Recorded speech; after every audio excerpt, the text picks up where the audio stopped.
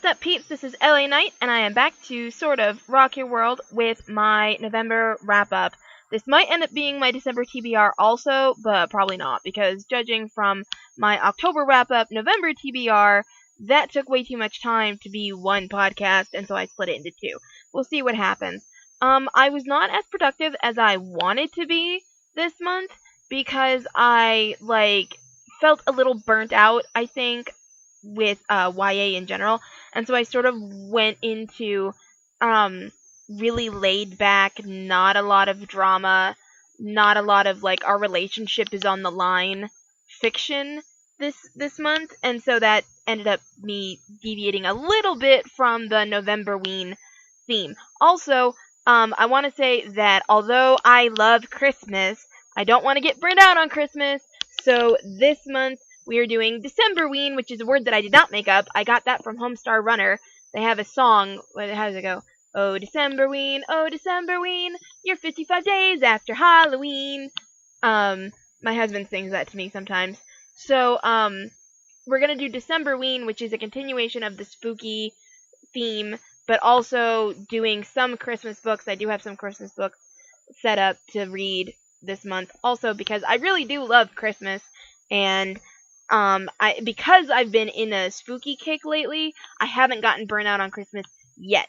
And then also because I'm not working right now, so I'm not going to the mall and spending money or anything like that because I don't have any. Hint, hint. I'm not listening to all the Christmas music that they play at the mall and, at stores in general. So I'm not, burned out on that either.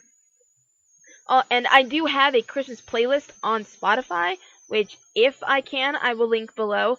I don't know how, I'm not sure if I can actually do that. I'm sure it's a public playlist, not sure if I can link it though. I don't know, we'll see.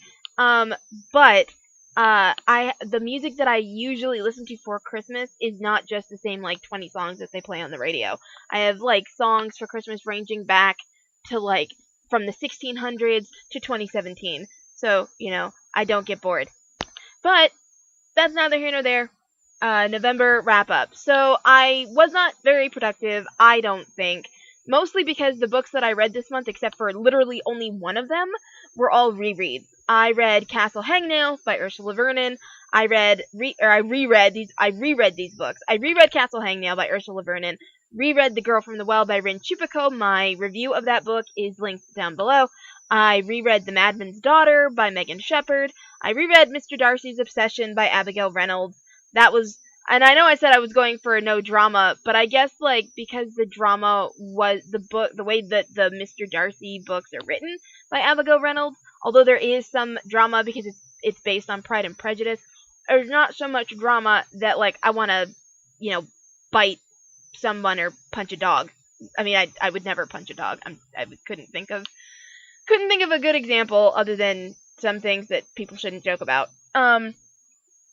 So, I reread Mr. Darcy's Obsession, I reread Nevermore by Kelly Cray, I reread Nosferatu by Joe Hill, reread Reserved for the Cat by Mercedes Lackey, which I actually reviewed right away because I was mad about it when I finished it, because I didn't remember this one thing that happens in the book that really made me mad, but I haven't posted the review yet because I was still sticking with the spooky Novemberween theme, and it's not a spooky thing, the book's not scary. I mean, I guess it kind of is because there's, magical shenanigans going on, but not really. I reread This Monstrous Thing by Mackenzie Lee, and I have posted the review for that, which is also linked down below. I read To Conquer Mr. Darcy by Abigail Reynolds. I read What Would Mr. Darcy Do by Abigail Reynolds. Those were all the rereads, and then the one book that I started, read, and finished, this past month was, that wasn't a reread, was The Tropic of Serpents by Marie Brennan, which is the sequel to A Natural History of Dragons. I am in love with that series. I cannot wait for her to meet her new husband. I'm so excited. But the library won't get the third book in for some reason. I'm very sad. Now, there were some books that I started this month and didn't finish. I started Dampier by Barb Hendy, didn't finish it, because it's written in such a way that I can't just, binge the whole thing in one sitting, which I have done before, although not very often. I actually binged The Tropic of Serpents. I literally read it in one day. which doesn't sound as impressive because the book is small enough that if I had actually read a hard copy, I probably would have finished it in about 4 hours. But I was listening to an audiobook while I was doing things, and so it's like 9-hour audiobook, and so that's a little more impressive. I didn't finish I started but did not finish Home from the Sea, which I started on November 30th, that's why I didn't finish it. Or maybe it was the 29th. When was Sunday? I don't remember. Sunday, no, okay, never mind, it was yesterday. I don't know what I'm talking about. I started Judgment in Death because that's the In Death book that I'm on in my reread of the series, but I didn't finish it, because stuff came up. I started Mr. Darcy's Letter because I'm working my way back through the Abigail Reynolds series, as I may have mentioned in a previous video, and because she has 2 new books that I haven't read yet that I own. They're not really new. They came out like early this year, and then one came out last year. But I haven't read them, and so I wanted to reread the other books so that then I could compare the old ones with the new ones. I didn't remember. I thought Mr. Darcy's Letter was the one with the ending that I hated, because I remembered talking about it, but it wasn't Mr. Darcy's Letter. It was Mr. Darcy's Refuge. Mr. Darcy's Letter is actually my favorite in the series. I totally forgot. And so I'm about halfway through it now, because it's so easy to read, and I'm like, oh my god, this is the one that I didn't think it was! Oh, so exciting!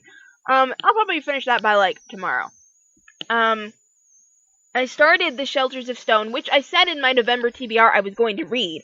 I just haven't finished it. Now, in my defense, The Shelters of Stone is, like, the size of a dictionary. It's really, really big. Like, I have the, 7 works of Jane Austen as one bind-up from Barnes & Noble. Like the special leather-bound one. It's about that big. It's really big. It's, like, 28 discs long. I'm on disc 17, I think. Part of the reason I haven't read it, I haven't been listening to it as much as I didn't burn through it like I burned through the other ones in the series, is because, Ayla, the main character, is dealing with some shit right now that is really hard for me to read about / listen to, and I want to stab some people. Because they're making me mad. I'm just like, leave the girl alone, let her have a break. Also, I can't tell who's a bad guy. I feel like there's bad guys, like, abounding, and I'm not sure. Because this was, like, back when, like, people didn't just, like, randomly murder people for no reason.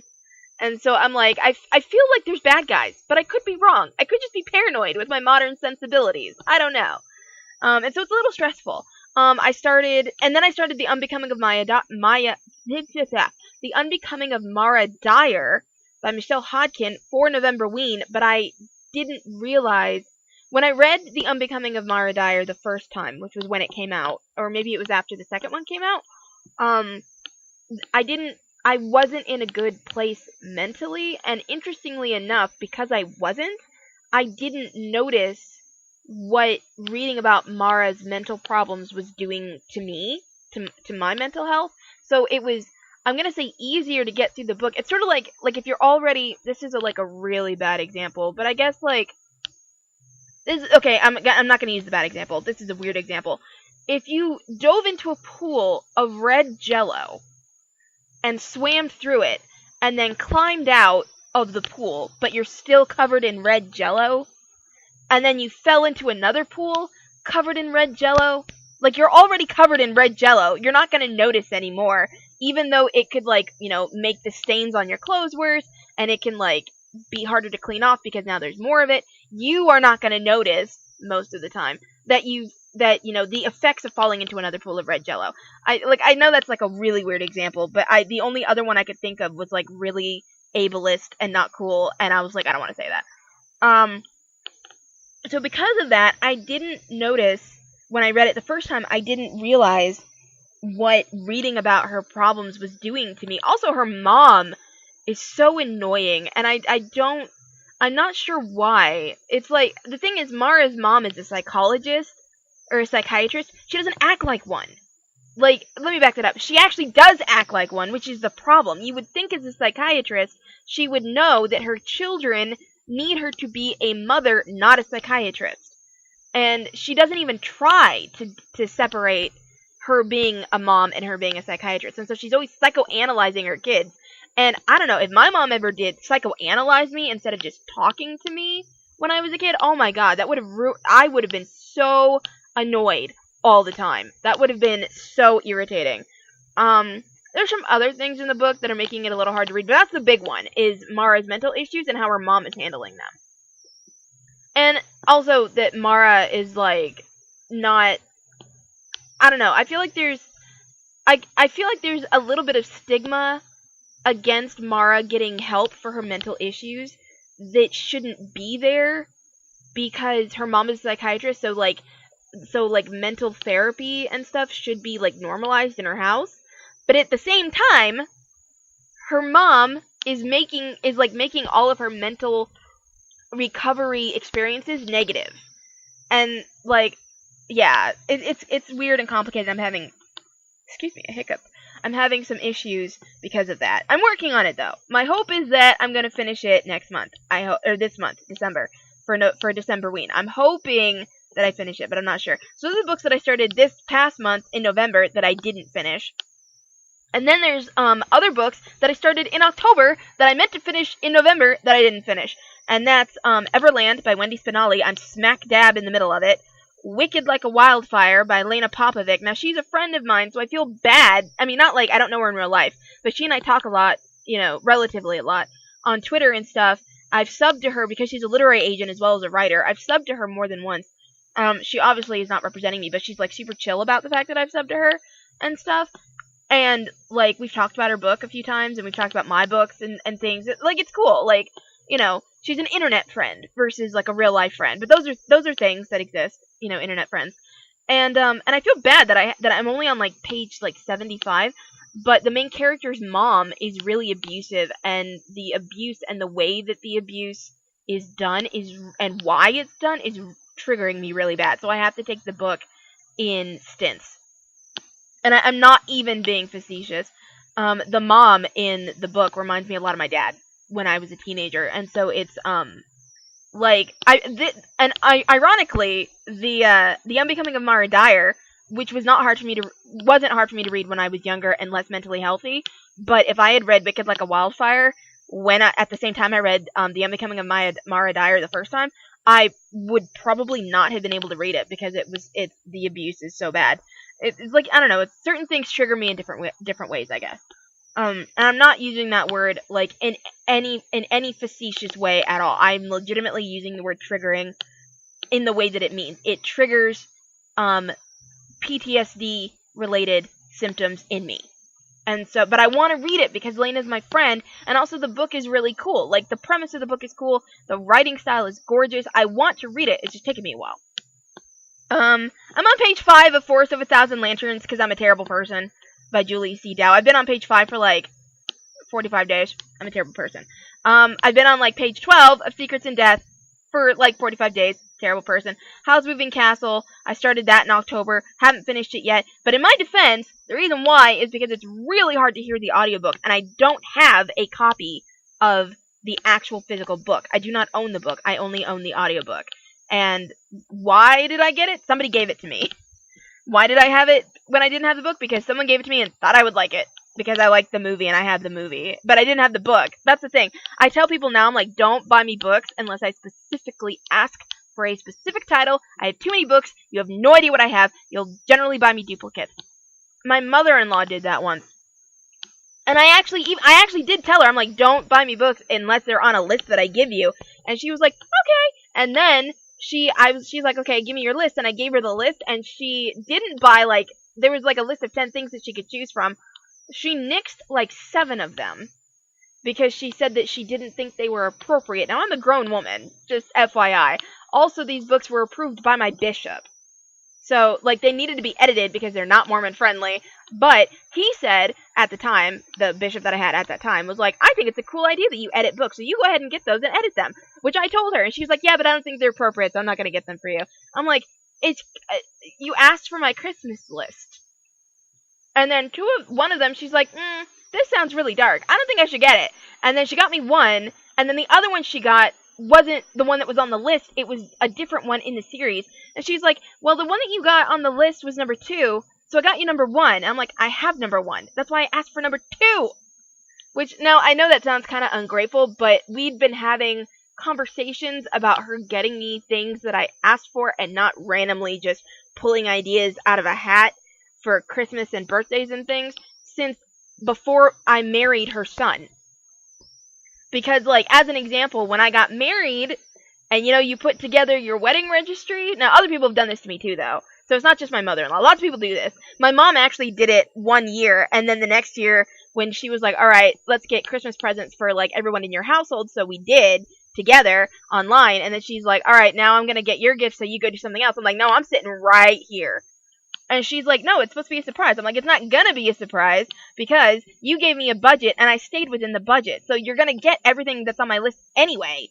And she was like, but it's Christmas. It's supposed to be a surprise. I'm like, I don't do surprises because everyone screws up way too often. Not doing it.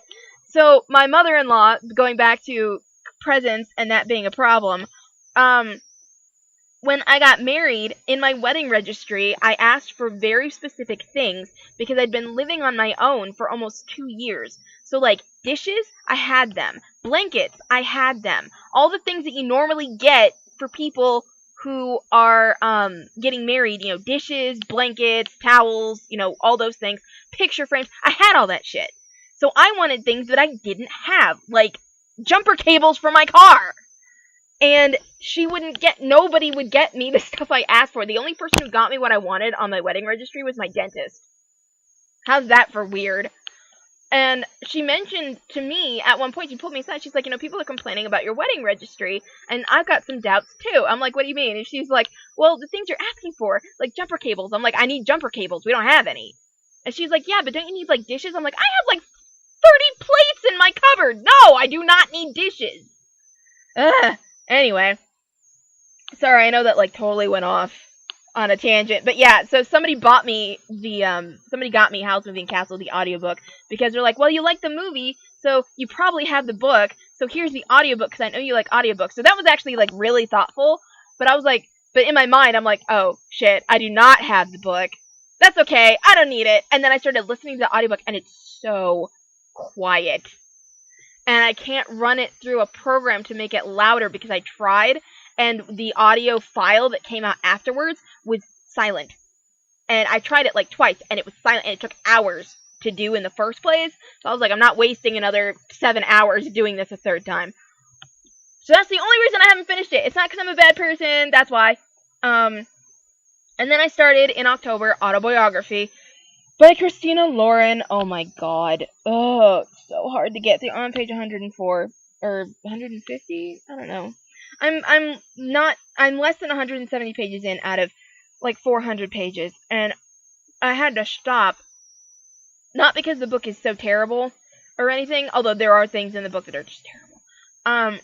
But because life happened. And I don't have an audiobook for this book, so I can't just listen to it. Also, even if I had one, I couldn't just listen to the audiobook, because when I read it, I have to stop every, like, half a page to make comments in my live reading. And so, like, I remember I went through, I want to say, like, 5 pages in, like, 4 hours one time, because I had so much I needed to say, and it took so long. So there's that. And I'm not hate reading the book. I mean, it's not like, you know, I didn't buy the book specifically because, okay, I'm going to ruin this author's life and, like, rip their book to shreds. But when I found out about it, and stop me if you've heard this before, actually, new people may not have heard this, I'm just going to say it again. When I found out about it, it's about a gay Mormon kid. It's a romance, a male and male romance, where one of the main characters, his mom is an ex-Mormon. And then the other main character, quote unquote, I have not seen anything from his perspective at all yet, and I'm more than a fourth of the way through the book, is a gay Mormon. And when I found out about it, and it's also from one of the main big 5 publishing companies for YA. So now I'm a Mormon author who's been trying to write about Mormons for forever and been told by people in the industry, you can't write about Mormons, nobody will read it. And unless you make them bad guys. And so, which obviously I'm not going to do. It's like saying nobody will read about Muslims unless you make them bad guys. That's bullshit, and I know it's bullshit, because I'm reading the Gauntlet by Karuna, Rigazzi, and it's amazing. Just saying. Ow. But, So I know I say but a lot, I'm sorry. So people have told me that. So when I heard about this, I'm like, oh my god, this is amazing. And then I'm like, wait, is this author Mormon? Because the thing is, other Mormon authors have tried to write, who are actually published, have tried to write about Mormon characters before, or at least written books that fit with quote-unquote Mormon standards, and been told that they can't. Like Stephanie Meyer, and Jessica Day George, and Brandon Sanderson, and James Dashner. So I was like, I want to find out about this. So I asked, is the author Mormon? Turns out the author's actually two people. Didn't know that. The answer was no. Neither one of them are Mormon. But at least one of them lives in Utah. That was the answer I was given. No, they're not Mormon, but one of them lives in Utah. And I'm like, okay. And? What else? There are Catholic people living in Utah, too. And then I was like, okay, well, did they have sensitivity readers? Like, who did they talk to when they wrote this book? And the answer was, yes, they had sensitivity readers. They talked to specifically ex-Mormons, specifically gay and bisexual ex-Mormons, but also just ex-Mormons in general, and teenage Mormons who were queer, who ran away from home and were living in shelters because they believed that their parents wanted them to die. Those are the only people that they actually interviewed for the book. That's what they said to me. I didn't come up with this. The authors told me that. They're like, this is who we talked to. I'm like, okay, did you talk to any active Mormons who were gay? The answer was no. And it's really obvious when you read the book. And when I heard that as a not straight Mormon, I was like, all right, I need to read this book because apparently no other not straight active Mormon read the book and before it got published, and I can tell. Sorry, I have a lot of feelings about this book. I'm not going to review it now, though, because, one, I'm not done. Two, that's not the point of this video. This is going to be really long. Yeah, we're going to do the TBR in a different podcast. And then there's 3 books that I'm currently reading, but I'm probably not going to finish before the end of the year, just to warn you. One of them is Howl's Moving Castle, because that audiobook is super quiet. Also, like, I like the what's it called? The narrator. She does really great voices, but she's so quiet. Also, Calcifer. How's a dick. And, like, you kind of get that impression a little bit from the movie, but he's really a dick in the book. I don't know how I feel about that. Like, the book was very different from what I was expecting. And then, Fiendish by Brittany Jovanoff. I've been in the middle of it for forever. I actually need to reread it. I was planning on rereading it for Novemberween / Decemberween because it's creepy. I mean, it's Brittany Jovanoff. Of course it's creepy. But I don't think I'm gonna have the time. I don't think I'm gonna have the time. I don't have the audiobook. I have the audiobook for The Replacement. I'm pretty sure I have the audiobook for Paper Valentine. So I can listen to the audiobooks while I'm doing other things. I do not have the audiobook for Fiendish. There isn't one, from what I understand. Or if there is one, I've already tried to get the library to order it, and they won't. Stupid library. And then the other one is Wicked Like a Wildfire. As I said, I'm having some issues with, the abuse. It's very triggering. So it's gonna take me a long time to read it.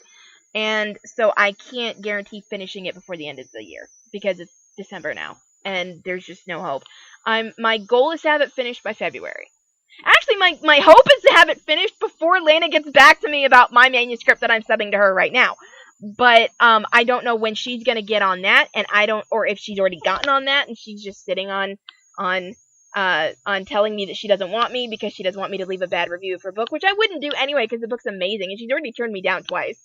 Although, I will say, the turning down the second time, the first time she said it's because the book wasn't ready. The second time was because, the first time it was because she said the book wasn't ready. The second time was she's like, thanks but no thanks, and that was like all she said. Like, she wasn't rude about it, but she's just like, I don't think so. And I was like, thinking, what did I do wrong? And then I remembered she doesn't like books about serial killers, and I sent her a book about Jack the Ripper. I was like, oops. Sorry. I totally forgot that serial killers freak her out. And so I was like, you liked all the things that you liked about my first book is in this book, so you should like it. Totally skipped out on the Jack the Ripper part.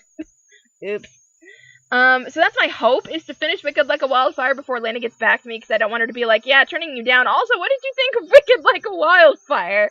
Because I don't want to be like, I'm not done yet. But, because I've had it since it came out in August. Oh, I'm a terrible person. But I really do. I want to finish it before the end of the year. I just don't think I will. But everyone should read it, except, again, abuse triggering, you know. Anyway, thanks for listening. Hit the like button if you love me, subscribe for more of me, or you can leave a comment down below. And don't forget to check me out on 8 Tracks, Archive of Our Own, Blogger, DeviantArt, Etsy, fanfiction.net, fictionpress.com, fanfiction.net, Goodreads, Patreon, Pinterest, Tumblr, Twitter, Wattpad, and YouTube, because I am everywhere. Or you can buy me a coffee. And I'll paste all of those links in the doobly-doo down below. Thanks so much. Love you all. And a special shout out to my patrons, Lorien, Whitney, Cynthia, Chelsea, Belle, and Amanda. To get a shout out, support me on Patreon. Also, special shout out specifically to my friend Beth, because she's not a patron, but she's my friend. We knew each other from work, and I miss her. I haven't seen her in 2 months, and I love her so much. So, hi Beth. I love you. Anyway, and always remember, you guys, you are loved, and I will talk to you later.